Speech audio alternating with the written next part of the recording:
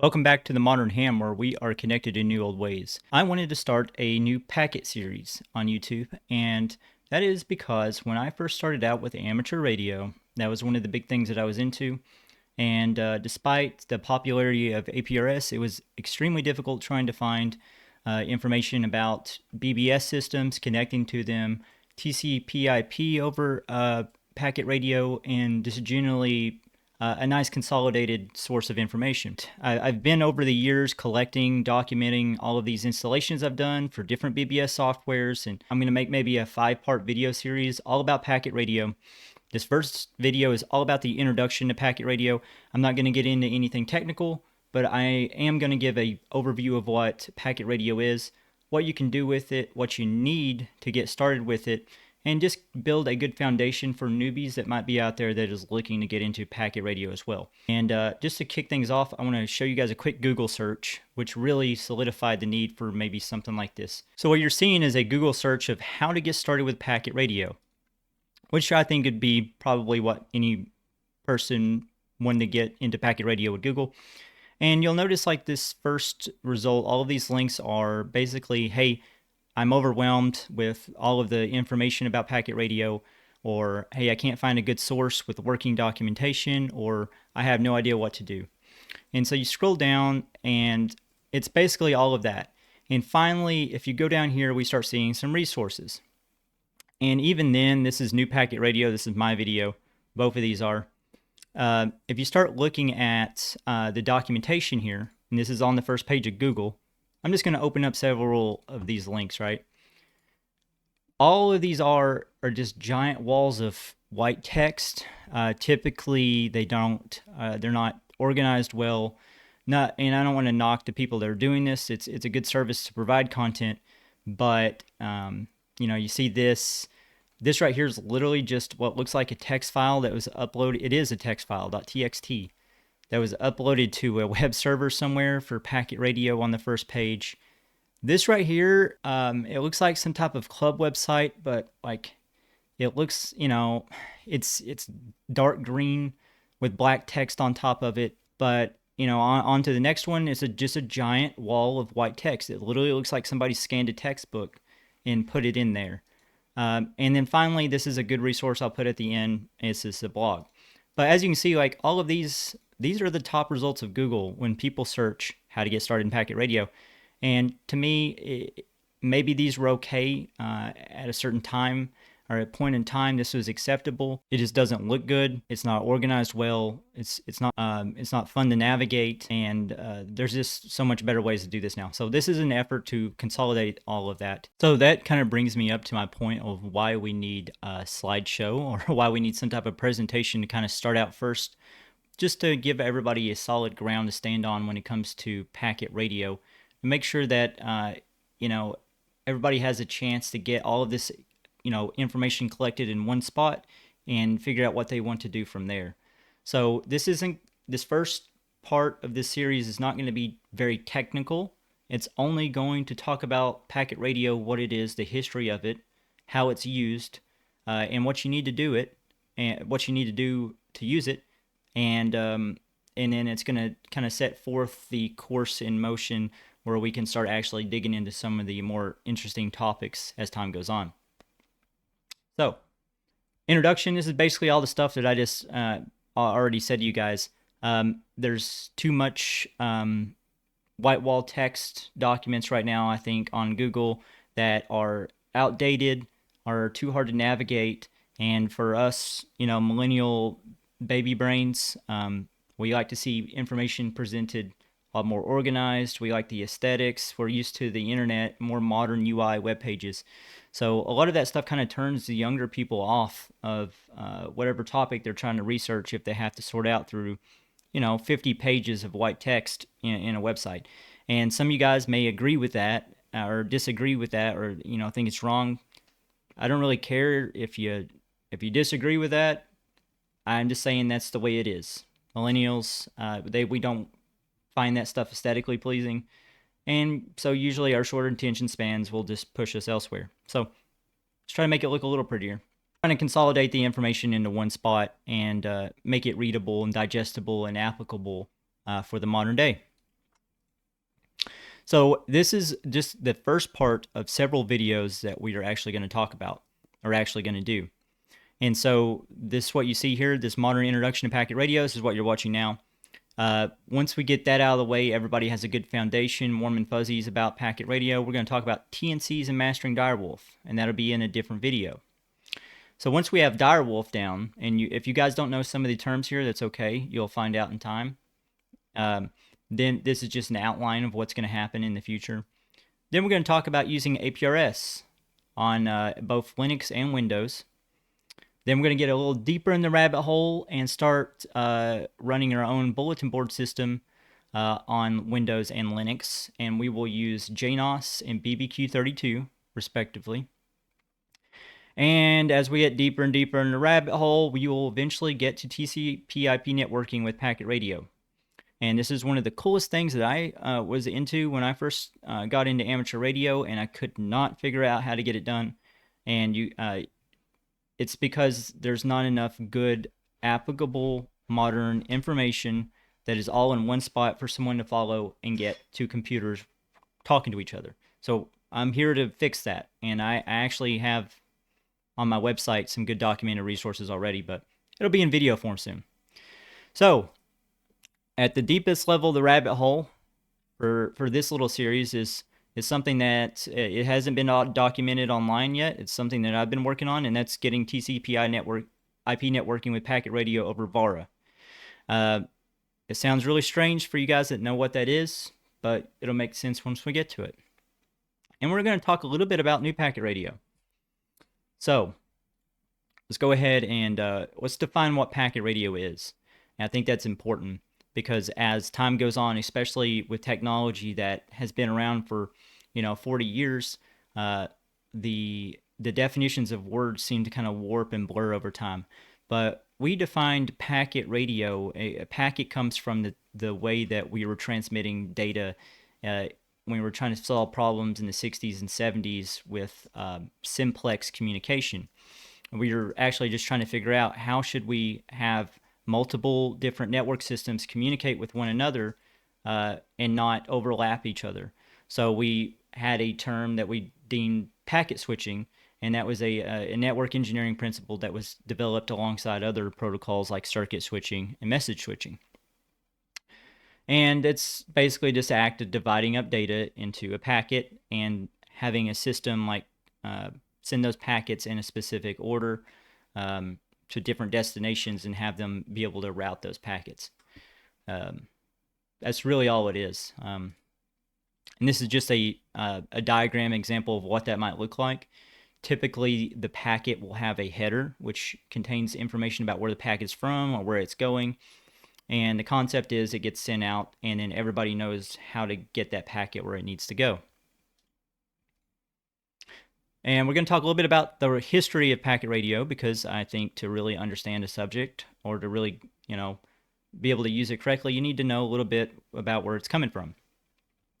So amateur radio operators didn't actually start packet radio. It was actually started in the 1970s by a professor at the University of Hawaii when he created a network called AlohaNet. And later in 1973, as the ARPANET ARPANET was being developed, which was the precursor to the internet, we were trying to figure out how to tie in existing like radio packets into the internet, the early internet. And so the DAPA, or the Defense Advanced Research Projects Agency, created a network called PRNet, which functioned off the principles of packet radio, and it was able to integrate with ARPANET, and that became one of the first instances and examples of networks interlinking together. So that's kind of a neat thing. And still yet, amateur radio operators still didn't use packet at this time either. This is a Stanford Research Institute packet radio van that they used in the first three-way interlinked transmission. So amateurs started using packet radio, documented was in 1978, and it was a group of Canadians, Montreal that started to transmit ASCII data over the 2 meter band. And shortly after that, because we weren't allowed at the time, the FCC finally granted the United States amateurs permission to actually start using packet radio as well. And then by 1981, we were provisioned a IP segment, and this is where the name 44net comes from, because we got the 44 IP address space /8. It's also called APRNet. Shortly after the internet gained traction, after all this happened, and once the internet started to gain traction, the interest in packet radio as a network started to die off because the internet was just a little bit more efficient. And it did take some time for this to happen because the internet costed money and it wasn't available to everybody. So after the popularity of the internet, packet radio started to fade a little bit. But then in 1984, we were introduced to APRS, which is the most popular form of packet radio used today. We'll talk about a little bit about that a little bit more later. But the mode was originally used to track horses, position data of horses during races, but because of its functionality, it offered a way to transmit position data periodically over time and send messages between amateur radio operators wirelessly. That was something that still the internet wasn't offering. The internet wasn't offering you a GPS device that you could use to transmit your position wherever you go. So in that way, packet radio started to gain a lot more traction. And over time, a whole infrastructure built up around APRS, which we'll talk about here soon.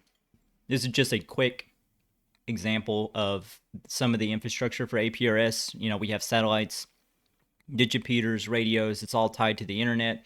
Everything talks to each other. It's a pretty intricate system. So, what do you need for packet radio? And I noticed that I'm kind of like in the way on a lot of these.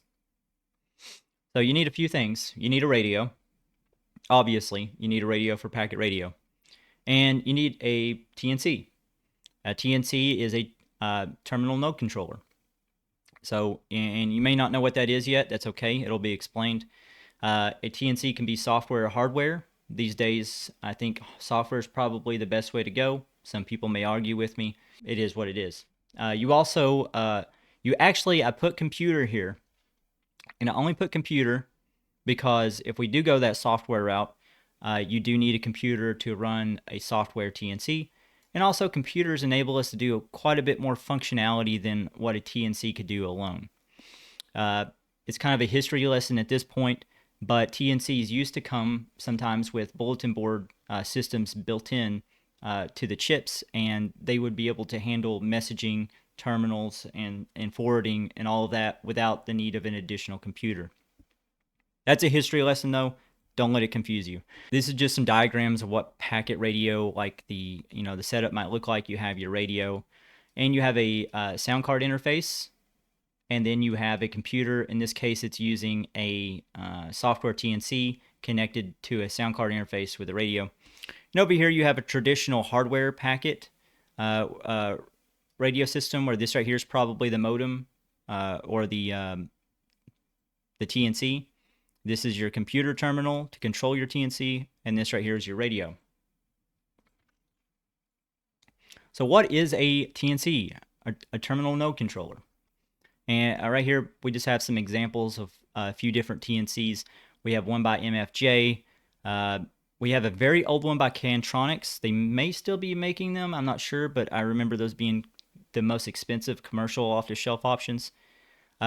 Mobile Linked is kind of a new kid on the block in terms of like time itself. It's been out for years, but it's a more modern TNC that allows wireless connection with your computer. And down here on the bottom, we have a software TNC direwolf running. So here's some facts about TNCs. They can be hardware or software based, just like what we just talked about. They typically include a modem that generates audio tones from digital signals. So they take data in, they create audio out of them to push over the radio. They take audio from your radio and they create digital data out of it. Simple. The TNC usually provides a CLI or a command line interface, and this is the interface between usually a TNC and what would be a computer to provide the TNC instructions or data of what you want it to send and how you want it to send it. This data that typically a TNC is, it talks in a special language called KISS, or Keep It Simple Stupid. That's the protocol that your computer would talk to your TNC with. And that special documented protocol, if you guys are just getting started, you don't need to understand what KISS is. You just need to know that it's what helps your computer talk with your TNC. That little history lesson we talked about, some older hardware TNCs often came with BBS software. Eliminating the need for a computer, I just put that in there just so you guys know if you are researching or you're trying to find documentation, you might come across some and things like that, and it might get confusing if you don't know that some TNCs used to ship with BBS software on them. Some radios have a built-in TNC. I know Kenwood likes to do this with their handhelds. What this means is you can usually just either take the radio, connect it up from the radio to your computer, and you can send data and TNC commands to the radio, and it will automatically handle transmitting and receiving on that end. Or it could have a locked TNC, kind of like what Yaesu does with their radios, where they're able to do specific packet functions, such as maybe APRS, but they're not able to interface with any other system to send custom data over those TNCs, which is unfortunate. If you're generating packet data with a computer, the TNC is what provides the interface to the radio itself. Obviously, because it's the thing that's translating that audio into data and data into audio. So that would be where your sound interface takes place. But in modern times and with all of the videos that we're going to do, we're using a software TNC. So that means that it's running on the computer, and we will have a sound card interface that connects from our computer to the radio. And just if it's too confusing, just think of the TNC as a tool that gets data in and out of your radio, because that's really what it comes down to. A sound card interface is the interface that either you create or purchase that allows you to get data or audio in and out of your radio. And typically when people use the word sound card interface, sometimes they also include push to talk in there as well. They just don't say it. But in order to get a software TNC working with a radio, you need a sound card interface. And that can come in two different flavors. It can come in with Vox, which means that the radio will automatically transmit if a audio signal is heard coming to the radio from your computer. Or it can come in a push-to-talk interface where the computer has to explicitly tell the radio over an interface to trigger its push-to-talk transmitting down so that the data can come across, and then it toggles it off. And that's the best option because that's going to allow you the fastest switching. Whereas with Vox, oftentimes it might take just a split second for your radio to start transmitting, or it might hang on for a second or two after it's done to make sure there's no more audio, and that can create a lot of issues over packet radio. And this is just more probably what I just said. So basically, yes, it can come in either Vox, voice operated exchange, or push to talk based, but definitely try to go with push to talk if you can help it. The interface can be homemade for your radio, and this is a very popular thing to do. If you ever want to create your own interface, all you need is something called the pinout, if you can Google it, of your radio's audio or speaker jack or data connection. If you can get data in port of your radio or a audio in port such as a microphone and an audio out port, and know how to toggle push to talk, which means you key your radio transmitting, you can make your own interface. So once you have your TNC and once you have your sound card interface, you're basically ready to start doing some packet radio. So one of the things that you can do with packet radio is a bulletin board system. And if you don't know what a bulletin board system is, it was a lot more popular, throughout the 80s and some of the 90s. It is a service that you can offer people to allow things such as instant messaging, like keyboard to keyboard chat, or maybe a blog style where bulletins are posted and other people can see them. Or it also provides maybe messaging service, message storage for maybe an operator connects to the bulletin board system, sends it to another operator, he's not online. So then maybe that operator connects the next day and he can check his messages, kind of like an email system. There was a lot more that was offered there, just depending on what software you use. Some of them even offered internet browsing capability, but uh, there are some bulletin board systems that are active today. They're not as popular as they used to be, but if you go to packetradiomap.com, you can actually see a list of them and the frequencies that they use. And we're going to get into this as part of this video series, but you can host your own BBS still. And I put an example of some of these softwares here, LinFBB, BBQ32, and JNOS, and they run on a variety of operating systems like Windows and Linux. So this is just an example of a screenshot of some BBS software that I was running. This right here is connected to a BBS over Telnet, and this is what it might look like on the computer that it's running on. So this is the most popular mode in use today, the automatic packet reporting system. If you're an amateur radio operator, you've probably heard of this. But here's a couple examples of some devices or concepts of APRS. We have a commercial transmitter by Bionics. They sell devices that basically they transmit APRS beacons ever so often for you. They're usually like weatherproofed, so you don't have to worry. You can put them outside, strap them to things or whatever it be to track them. Over here you see the use of APRS on a Yaesu FT3D. And that's where one of those internal TNCs that are locked off, you can do certain functions from the Yaesu, like message people or report your position. But other than that, you're not going to be sending any other data or doing any custom commands to the TNC. And this right here is aprs.fi. It's a website anybody can get on. It takes all of the data that iGates, which are dedicated nodes around the world, hear from APRS packets, and it sends them to the internet. So you can actually see if somebody's near one of these iGates, you can see maybe what position they're in, or you can see the messages that they've been sending. Basically, what I just said, it's the most popular form of packet radio used today.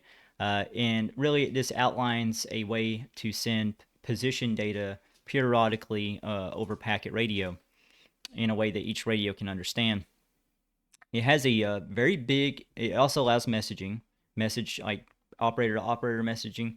It has a wide array of infrastructure built around it, which is one of the reasons it's the most popular mode.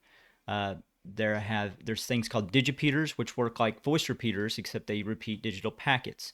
You also have things called iGates, which are basically internet-connected radios that listen for packets, and if they hear them, they will route them to the internet.